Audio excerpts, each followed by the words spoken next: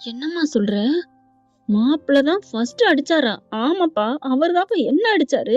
அதுக்கப்புறம் தான்ப்பா தப்பே பண்ணாம இவரே என்னைய அடிக்கிறாருன்னா, நான் எதுக்கு இவர் தப்பு பண்ணிட்டு இவர் என்ன அடிச்சதுக்கு அப்புறமும் நான் அடிக்காம இருந்தா எப்படிப்பா? அதனால தான் கோவத்துல அடிச்சுட்டேன்ப்பா. அந்த நிமிஷம் என்னால தாங்க முடியலப்பா. செம்ம காண்டாகுறாங்க. என் புள்ளைய அடிச்சிருக்காரு. அத யாருமே சொல்லல. என் புள்ள அடிச்சாங்கிறத மட்டும் சொன்னீங்க. தங்கராஜுக்கே ஆடி போகுது. ரேவதியும் தங்கராஜ பாக்குது. என்னங்க? என்னமோ சொன்னீங்க. ஏய்! உங்க அப்பா தாண்டி சொன்னாரு. உன் தம்பி பொண்டாட்டி தான் தம்பிய அடிச்சுச்சு அப்படின்னு. எனக்கு என்ன தெரியும்? அப்படிங்கிறாரு. என்ன மாமா? நீங்க நீங்க அதாவது சுரேஷ் அடிச்சானும் ஏன் மாமா அவருக்கு அப்படியே ஒரு மாதிரி ஆகுது தங்கராஜுக்கு? ஏன்டா அடிக்கலாமா? அவளே ஒரு புயலு. புயல போயிட்டு நீ டச் பண்ண முடியுமா? தேன்கூடுன்னு சொல்லலாங்க. தேன்கூட டச் பண்ணா என்ன ஆகும்?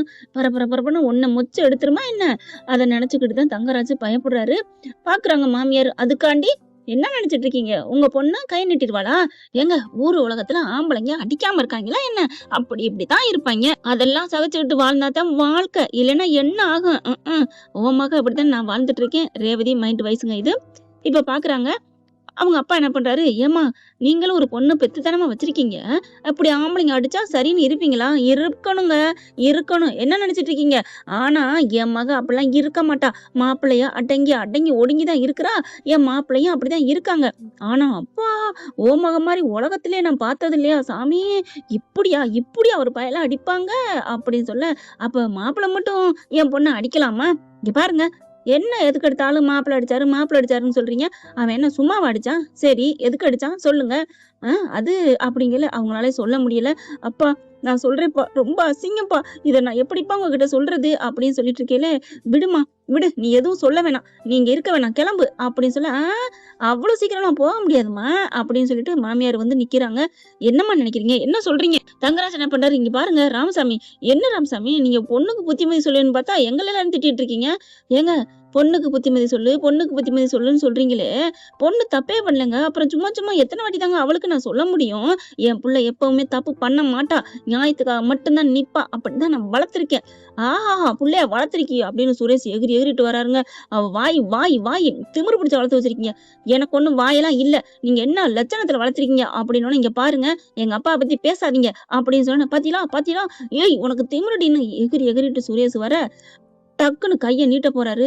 பட்டார்ன்னு கைய புடிச்சிடுறாரு மாமனாரு. "என்ன மாப்பிள, என்கிட்டயே நீங்க ஒரு வார்த்தை, நான் மாப்பிள மாப்பிளன்னு வீட்டுக்கு வந்திருக்கையிலேருந்து, இங்க வந்ததுலேருந்து எத்தன வாட்டி கூப்பிட்டுருப்பேன். ஒரு வாட்டியாவது, என்னங்க மாமான்னு கூட சொல்ல வேணாம். சரி வாங்க உட்காருங்க. ஒரு நாள், ஒரு பொழுது என்ட்ட பேசியிருப்பீங்களா? இல்ல இங்க வந்து ஒரு பச்சை தண்ணி தான் குடிச்சிருப்போமா? இல்ல பொண்ண கட்டி குடுத்த வீடுன்னு சொல்லிட்டு ஒரு நிமிஷம் உட்கார்ந்துருப்போமா? என்ன லட்சணத்துல இருக்கு உங்களோட லட்சணம். இந்த சமயத்துல என் பொண்ண நல்லா வாழ வச்சிருக்கீங்களாமே நல்லா. நீங்கலாம் எப்படி அவள வச்சிருப்பீங்கன்னு தெரியாது. என்ன பேச்சு பேசுறீங்க? என்ன? அப்படியே மனப்பாடம் பண்ணிட்டு வந்தீங்களா? இங்க வந்து ஒப்பிக்கணுன்ட்டு. உன் மகள நாங்க ஒண்ணும் கொடுமைப்படுத்தல. நீ வந்து உட்கார்ற அளவுக்கு லட்சணமா உன் புள்ள இருந்தா, நாங்களா அப்படி சொல்றோம்? நாங்களா அப்படி சொல்ல மாட்டோம்? அப்படிங்கல. ஆமாமா. உங்க வீட்டுக்கு ஏற்கனவே வந்திருக்கே. இதோ இந்த பொண்ணு. இவங்க அம்மா மட்டும் இங்க வந்து அப்படியே கைய பெனஞ்சு பெனஞ்சு போயிட்டாங்க பாரு. ஏய்! என்னடி? நீ உங்க அம்மாவ பத்தி நாங்க நடத்துறதெல்லாம் இவகிட்ட சொல்லி வச்சிருக்கியா? என்னத்த இதெல்லாம் பேசுறீங்க? நான் எப்பத்த சொன்னேன்? அவங்களா சொன்னா அதுக்கு நான் என்ன பண்ண முடியும்? நல்லா தெரிஞ்சு போச்சுடி. எல்லாம் கூட்டு கலவணியில இருக்கிறீங்க. முடியாதுடா. முடியாது. மாப்ள இது வேணாம் மாப்ள. இனிமே எவ்வளவுகளும் இந்த வீட்ல இருக்க வேணாம். என் புருஷன் வீடு, என் வீடு. இவளுக இங்க இருந்துட்டு கொட்டை அடிக்கிறதுக்கு நாங்க சரிப்பட்டு வர மாட்டோம். இவளுகள மரியாதையா வீட்ட விட்டு விரட்டுங்க மாப்ள, விரட்டுங்க. சூப்பர்மா, சூப்பர். இப்படித்தான் ஒரு வீட்டோட பெரிய மனுஷன் இப்படித்தான் பேசணும். நல்ல வளர்ப்புமா. உங்களோடதுதான் இப்ப உங்க பிள்ளைங்கிட்ட இருக்கு. என்ன என்ன ரொம்ப பேசுறீங்க? என் பிள்ளைங்கிட்ட என்ன இருக்கு? என்னோட பிள்ளைங்க எல்லாருமே நல்லவங்கள தான் இருக்காங்க. நீ தான் புள்ளைய கோயில் மாடு மாதிரி வளர்த்து வச்சிருக்க அப்படின்னு சொன்னோம். இங்க பாருங்க அப்படின்னு மறுபடியும் மறுபடியும் மதி அதாவது பெத்தவங்கள பத்தி சொன்னோம். கோவம் பொத்துக்கிட்டு வருது. கேட்டீங்களா கேட்டீங்களா எப்படி எகுறான்னு? ஒரு புருஷன் என்ன பெருசா பண்ணிவிட்டான்? பொண்டாட்டியா இருக்கிறதுக்கு தகுதி இல்லையா? பொண்டாட்டியா கூப்பிட மாட்டானா? என்னங்க ஊரு உலகத்துல எல்லாம் புடிச்சு போயா பண்ணிக்கிட்டு இருக்காங்க. கல்யாணம் எப்படியோ அப்படி இப்படி நடத்தி வச்சாச்சு. ஒத்த பொட்டு செலவு இல்லாம அதுவும் நாங்க உங்களுக்கு செஞ்சு கட்டிட்டு வந்துட்டோம். அதுக்கே என் புள்ள காலையும் என் மருமையன் காலையும் விழுந்து விழுந்து கழுவி குடிச்சிட்டு இருக்கணும். என்னது என்னது நிறுத்துங்க நிறுத்துங்க. ஏன் நான் என்ன ஒண்ணும் இல்லாம கிடக்குறேனா? நான் இல்ல கல்யாணம் பண்ணிக்கங்க கெஞ்சிக்கிட்டு இருந்தேனா? இல்ல நான் உடம்புல ஏதாவது என்ன குறையோட இருக்கிறேனா? என்ன நான் இதா இருக்கேன்னு சொல்லிட்டு நான் கால கழுவி குடுக்கணும். என்ன நெனச்சிட்டு இருக்கீங்க? மரியாதை கெட்டு போயிரும் அப்படின்னு சொல்ல, "அம்மா மதி நீ இரும்மா நான் பார்த்துக்கிறேன்." "ஓ! உன் புள்ள பேசுற லட்சணத்த பார்த்தியல்ல? ஏம்மா நீங்க பேசுனது என்னம்மா? என்னமோ என் புள்ள உங்க புள்ளைய கால கழுவி குடிக்கணுங்கிறீங்க. பத்தாததுக்கு இந்த வீட்டு மருமகன் காலையும் கழுவி குடிக்கணுங்கிறீங்க. அப்ப என் புள்ள பேசுறதெல்லாம் தப்பே இல்ல. இப்ப தானே புரியுது. நான் கூட இத்தன வாட்டி வந்தப்பலாம் அவ தான் தப்பு பண்றா போல இருக்கு அப்படின்னு நினைச்சுக்கிட்டே நாங்க போனோம். இப்ப புரியுதுமா. ஆத்தாடியோ! மூத்த மருமக மாரி அடக்கி ஒடக்கி இருக்கன்னு நெனச்சிருக்கீங்க. அது நடக்கலைன்னோனே என்ன ஆட்டம். ஆனா ஒண்ணுங்க, இன்னைக்கு மலருக்கு ஒரு போடலாம்.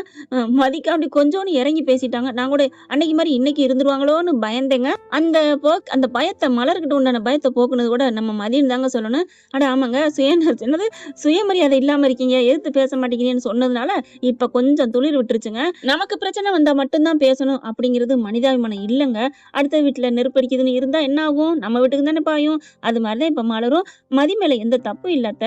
அவரு தானே அடிச்சாரு. அதுக்கப்புறம் தானே அடிச்சான் அப்படின்னு சொல்லையில, எம்மா மாமியாக்காரர் இருக்கே, ஏய் அவன் அடிச்சா அடிப்பானா? அடிப்பாளா இவ? அப்படிதாண்டி ஆம்பளைங்க அடிப்பாய்ங்க. அந்த காலத்து பொம்பளைங்க ஊறி போன பொம்பளைங்க இந்த ராசலட்சுமி. எனக்கெல்லாம் உண்மையிலேயே பக்கத்துல இருந்தா சப்பு சப்புன்னு அறையணும் போல தாங்க தோணுச்சு.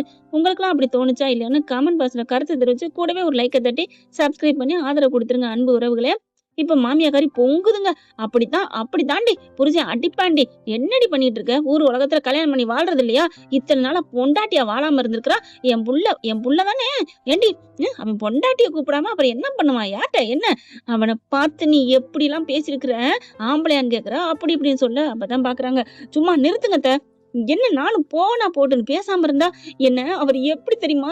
நானே மனசு நொந்து போய் வேலை போச்சுப்பா அப்படிங்கல அவங்க அப்பா ஆடி போறாரு. என்னம்மா சொல்ற? ஆமாப்பா என் வேலை போச்சு. நான் அந்த இதுல நொந்து போயிருக்கேன். அப்ப வந்து இவர் என்ன பண்ணாரு தெரியுமா? வாடின்னு கூப்பிடுறாரு. எப்படிப்பா நொந்து போயிருக்க நேரத்துல நான் வேணாம் மனசளவுல நான் மூட் அப்செட் ஆயிருக்கேன். இதுக்கெல்லாம் நேரங்காலம் வேணும். ப்ளீஸ் புரிஞ்சுக்கங்கன்னு கெஞ்சுறேன். நான் ஒண்ணும் யார்றா நீ? எதுக்குடா என்ன வந்து தொடுற? அப்படி கேட்டிருந்தா கூட அவருக்கு கோவம் வந்திருக்கலாம். நான் எதுவுமே இல்ல. என்ன மன்னிச்சிருங்கன்னு கெஞ்சி தான்ப்பா கேட்டேன். அதுக்கு ரோட்ல ஒரு பொண்ணுங்கள ரேப் பண்றாங்களா, அந்த மாரி கட்டி புடிச்சு என்னைய ஐயோ! எவ்வளோ இதா இருந்துச்சு தெரியுமா? அத நான் வேணான்னு சொன்னேன். இதே மாரி தான் அங்கேயும் பண்ணாரு. அதனால தான் நான் தள்ளி விட்டேன். மத்தபடி நான் வேணுங்கலாம் தள்ளல. ஐயோ! நான் என்ன பண்ணுவேன்? என் மனசே நொந்து போயிருக்குப்பா அப்படின்னு மதி ஓன்னு அழுகுறாங்க. அழுதோனே அப்பாவும் அம்மாவும் ஆறுதல் படுத்துறாங்க. நீருக்கு நீர் விடாதீயடி. ரொம்ப பண்ணாதீங்க. ஒரு ஆம்பள பிள்ளைய என் புள்ளைய தவிக்க விட்டுருக்கேன். டேய் சுரேஷ் இவ வேணான்டா. இவள சீக்கிரம் வெட்டி விட்டுறா. உனக்கு நான் நல்ல பொண்ணா பார்த்து கட்டி வைக்கிறேன்டா. அம்மாடியோ! நல்ல பொண்ணா இருந்தாலும் சரி, எப்பேர்ப்பட்ட பொண்ணா இருந்தாலும் சரிப்பா, எந்த உறுப்பும் அவளுக்கு இயங்கக்கூடாது. அப்படிப்பட்டவளா இருந்தா தான் நீ பேசுற பேச்சுக்கும், நீ பண்றதுக்கும் அடங்கி ஒடங்கி வாழ ஆட்டிக்கிட்டு இருப்பா. அம்மாடியோ! இப்ப சுரேஷ் பார்க்குறாரு. அம்மா எனக்கு வேணாம்மா. நீ சொல்றதாம்மா சரி. மாமா இவ வேணாம் மாமா எனக்கு. இவ வேணாம். தங்கராஜ் என்ன பண்றாரு? கொஞ்சம் பொறுமையா இரு மாப்ள. இரு அப்படிங்கிறாங்க. இவங்க என்ன பண்றாங்க? மதி கிளம்பு நம்ம வீட்டுக்கு போவோம். இந்த வீடும் வேணாம், வாழ்க்கையும் வேணாம். நம்ம எப்படியோ வாழ்ந்துக்கிறோம் வா. வேலையும் பறிச்சுட்டாய்ங்க. அவங்க நல்லாவே இருக்க மாட்டாய்ங்க. கிளம்பு அப்படிங்கிறாரு. எவ்வளவோ மலரும் பாக்கியராஜும் தடுக்குறாங்க. ஆனா முடியலங்க. கிளம்புறாங்க. இங்க பாருங்க. போறது போறீங்க. சீக்கிரம் உங்களுக்கு எங்களுக்கும் எந்த சம்மந்தம் இல்லன்னு வெட்டி விடுங்க அப்படிங்கிறாங்க. கண்டிப்பாம்மா. உங்க மூஞ்சில இனிமே முழிக்க மாட்டோம். என் பிள்ளைய நாங்க பார்த்துக்கிறோம். இத்தனை வருஷம் பெத்து, வளர்த்து, ஆளாக்கி ஆளாக்கிட்டாலும் ஆம்பளைய அடிக்க சொல்லி குடுத்துருக்கீங்களோ? என்னம்மா? அதான் முடிஞ்சு போச்சுல்ல. அப்புறம் என்ன இன்னமும் ஆம்பளைய அடிக்க சொல்லிருக்கீங்களோ? அதையே சொல்லிட்டு இருக்கீங்க. நீங்க பெத்தது மாதிரி தான் நாங்களும் பெத்து வளர்த்துருக்கோம். ஆண் என்ன, பொண்ணு என்ன? எல்லாரும் வயித்துக்குள்ள தானே 10 மாசம் இருந்தானே வெளில வந்திருக்கு. எல்லாரும் தாய்ப்பால் குடுத்து மூத்திரம் அள்ளி எப்படி வளர்த்தாங்களோ அப்படித்தான் வளர்த்துருக்கு. இதுல ஆணுக்கு ஒரு சட்டம், பெண்ணுக்கு ஒரு சட்டம்லாம் இல்ல. ஐயோ! அப்படின்னு சொல்லிட்டு வாம்மா இந்த வீட்டுக்கு போய் தெரியாம வாக்கப்பட்டு வந்துட்ட பாரு. உன்னைய போய் நான் குடிச்சிருக்கேன் பாரு. நல்ல சார், நல்ல இடம் சார், நல்ல இடம்னு சொன்னீங்க. என் மாமனார், மாமியார்ன்னு. உங்கள நம்பி தானே சார் இப்ப குடுத்தேன். ச்சே! அப்படின்னு சொல்லிட்டு என் பொண்ணுக்கு இனிமே உங்க மாப்பிள்ளை வேணாம், ஒண்ணு வேணாம். நாங்க டைவர்ஸ் பத்திரத்துல அனுப்பி விடுறோம். கையெழுத்த போடுங்க அப்படின்ட்டு போறாங்க. இங்க பாரு ராமசாமி கேளு. என்னடா சுரேஷ்? மாமா அவ வேணாம் மாமா விடுங்க. டேய் உன் வேலை போயிரும்டா. என்னடா மாமா?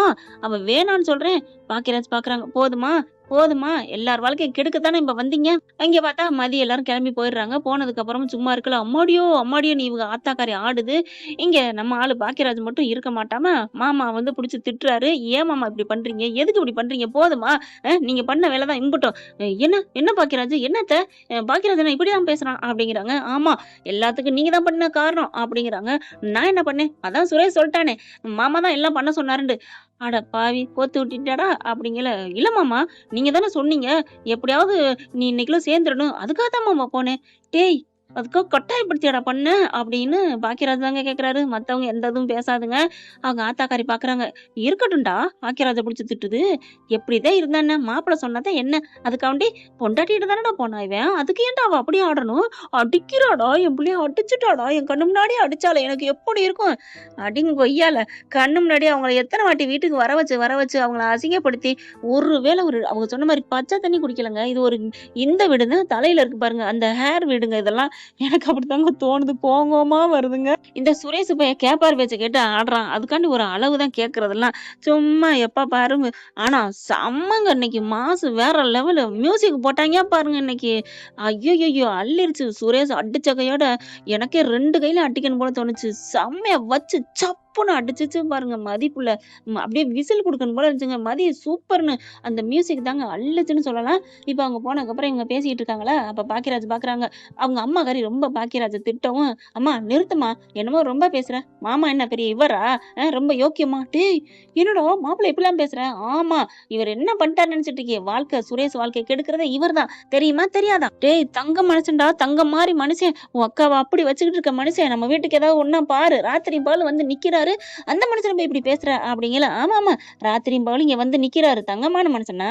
ஏன் நம்ம அக்காவ நல்லா வச்சிருக்க நினைச்சிட்டு இருக்கீங்களா? தகரமா வச்சுக்கிட்டு இருக்காரு." அப்படின்னு சொல்லிட்டு அன்னைக்கு நடந்தது பூரா சொல்ல ஆரம்பிக்கிறாரு. "என்னடா சொல்ற? நம்ம அக்கா பாவம்மா, நம்ம தங்கச்சி பாவம். வெளியில நின்னா தெரியுமா?" சுரேஷுக்கு ஆடி போறாரு. "என்ன என்னண்ணே சொல்ற? மாமா என்ன பண்ணீங்க?" மாப்பிள ஒண்ணும் இல்ல" அப்படிங்கிறாங்க. "இங்க வந்துட்டு போனாலே ஏன்டி சொல்லாம போனேன்னு சொல்லிட்டு விடிய விடிய வெளியில நிக்க வச்சிருக்கா. தெரியுமா? இவரெல்லாம் ஒரு மனுஷன். நான் போயிட்டு உள்ள விடுறியா இல்லையான்னு திட்டுனதுக்கு அப்புறம் தான் தங்கச்சி உள்ளார போனா." அப்படிங்கல. "ஏய் ரேவதி சொல்லுடி." "ஆமாம்மா, இது வந்ததுக்காண்டி உன்னைய வெளியில தள்ளினாரா?" "ஆமா." "என்ன மாப்பிள பண்ணி வச்சிருக்கீங்க?" அவங்க மாமனார் தாங்க செம்மையா காண்டாகுறாரு. "மாப்பிள என்ன மாப்பிள பண்ணி வச்சிருக்கீங்க?" இல்ல அவ சொல்லிக்காம வந்தது தப்பு தானே. சொல்லிக்காம வந்தாங்கறக்காண்டி வீட்ட விட்டு வெளிய தள்ளுவீங்களா? அப்ப நீங்க என் புள்ளைய பூ மாரி வச்சுக்கலையா? நான் ஊரு பூரா சொல்லிட்டு இருக்கேன். என் மாப்பிள மாரி வராது. என் புள்ளைய அப்படி வச்சிருக்காரு. மாட மாளிகையில வச்சிருக்காரு. அப்படி சொல்லியிருந்தேனே. கோபுரம் மாதிரி என் மருமையன்னு சொன்னனே. நீங்க இப்படி பண்ணியிருக்கீங்க." அப்படிங்கல. "அப்பா அது மட்டும் இல்லப்பா. இங்க பாருங்கப்பா" அப்படின்ட்டு முதுக காமிக்குது. பார்த்தா சூடு வச்சிருக்கு. "என்னம்மா இது தழும்பு இருக்கு. இது அவர் பண்ணதுப்பா." "எதுக்கு?" அப்படிங்கிறாங்க. "போன வருஷம் உங்களுக்கு பிறந்தநாளுக்கு வந்தேன்ல, அவரு வரல லேட் ஆகும். இல்லன்னா நான் வரலன்னு சொல்ட்டாரு. நான் வந்தாகணும் பாவம் அப்பான்னு நெனச்சுட்டு உங்களுக்காண்டி வந்தேன். எப்புட்றி போச்சு? நான் இல்லாத இடத்துக்குன்னு சொல்லிட்டு வீட்டுக்கு வந்தோனே என்னைய சுட்டுட்டாருப்பா." "ஏம்மா நீ சொல்லல?" "நான் எப்படிப்பா சொல்ல முடியும்? அது மட்டும் இல்லப்பா.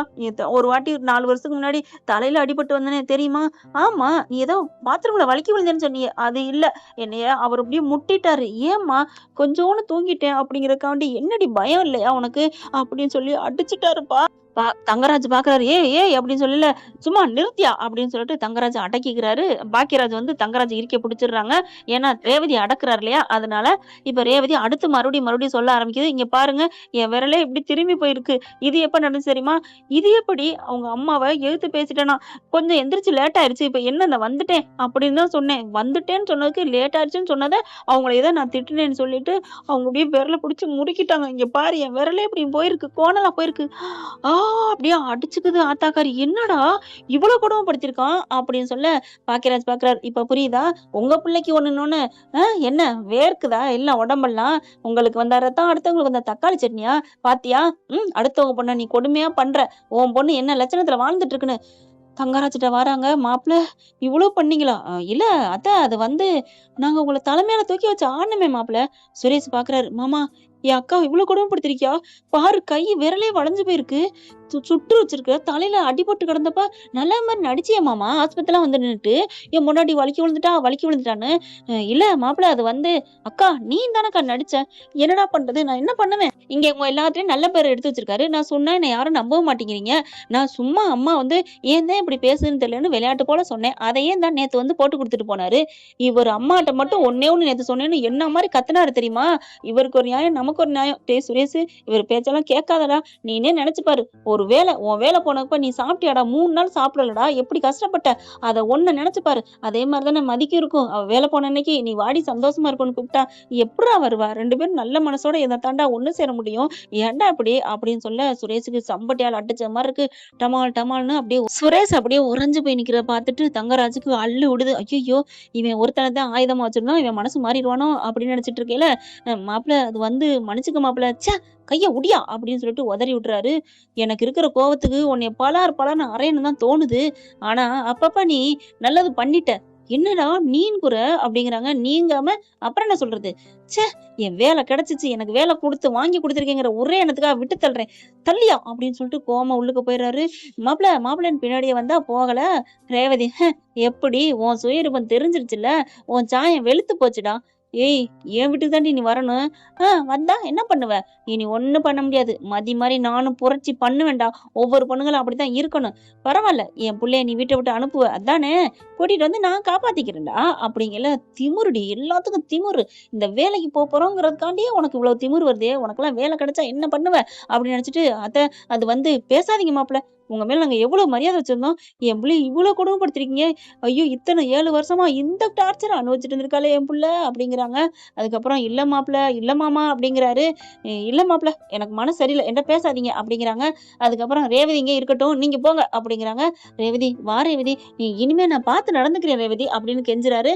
நம்ம பிள்ளை இருக்குல்ல, பிள்ளைகளுக்காக வர்றது இருக்கட்டும். நீங்க கிளம்புங்க. நான் வரல. எனக்கு மனசு சரியில்ல அப்படின்னு இருந்துடுறாங்க. தங்கராஜ் கிளம்பிடுறாரு. அதுக்கப்புறம் இவ்வளவு கொடுமைப்படுத்திருக்கானா அப்படிங்கிறாங்க. இப்ப புரியுதா? உங்க பிள்ளைனோட எப்படி இருக்கிறீங்க? சரி விட்றா. என்ன விட்றா? அவரு எல்லாம் அவர் பண்ணதான். பாக்கியராஜ் பாக்குறாங்க. நல்லா ஏத்தி விடுறாரு. மாமா பண்ணி விட்டனால இவன் போய் தொட்டிருக்கான். ஏமா ஒரு பொண்ணுக்கு விருப்பம் இல்லாம போயிட்டு இப்படிலாம் கூப்பிட்டா என்னமா? அந்த பிள்ளை வேலை இல்லாத நேரத்துல நீனே நினைச்சு பாருமா. சுரேஷ் எப்படி தவிச்சான் அவன் வேலை பண்ணதுக்கு. புரியுதுடா புரியுது அப்படின்னு சொல்லிட்டு உடனே விட்டு கொடுக்க கூடாதான். அவங்க பாட்டுக்கு ஒண்ணும் சொல்லாம போயிடுறாங்க. அப்புறம் பாக்கியராஜும் மலரும் போறாங்க. சுரேஷ்கிட்ட எடுத்து சொல்றாங்க. பாவம் தெரியுமா?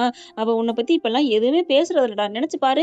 அவ இப்ப ஏதாவது வம்பு பண்றாளான்னு நினைச்சு பாக்குறாங்க. ஆமா நேத்தெல்லாம் கண்ணாடி சீவையில குறுக்க போனேன். ஒண்ணுமே சொல்லல. நான் தான் தப்பு பண்ணிட்டனோ அப்படின்னு நொந்துக்கிறாரு. அப்படியே வீட்டுக்குள்ள இருக்காரு. அந்த சுடிதார்லாம் இங்க கொடியில கிடக்குது. அந்த பிள்ளையோட ட்ரெஸ்ஸை பார்த்தோன்னா பாவமா இருக்கு. ஒரு மாதிரியா நினைக்கிறாங்க. பார்த்தா அவங்க போன் இங்கதான் கிடக்கு. என்ன போனை வச்சுட்டு போயிட்டா அப்படின்ட்டு ஒரு மாதிரி ஆகுறாரு. இப்ப என்ன பண்றது? எனக்கு மதிய பார்க்கணும் போல இருக்கே. மன்னிப்பு கேட்கணும். இந்த மாமா வச்சுக்கிட்டு அடிச்சிட்டனே அப்படின்னு நினைக்கிறாரு. எப்படி போறது? போனா எனக்கு இதா இருக்கே. என்னது சொல்லுவாங்கல்ல குற்ற உணர்வு. அது தோணுது. அதுக்கப்புறம் போனை பாக்குறாரு. நல்ல ஐடியா. இந்த போனை குடுக்க போனுங்கிற சாக்குல போயிருவோமா அப்படின்னு போனை எடுத்து வச்சுக்கிறாரு. கிளம்புறாரு. சுரேஷ் எங்க அப்படிங்கல. சும்மா வெளியில தான்.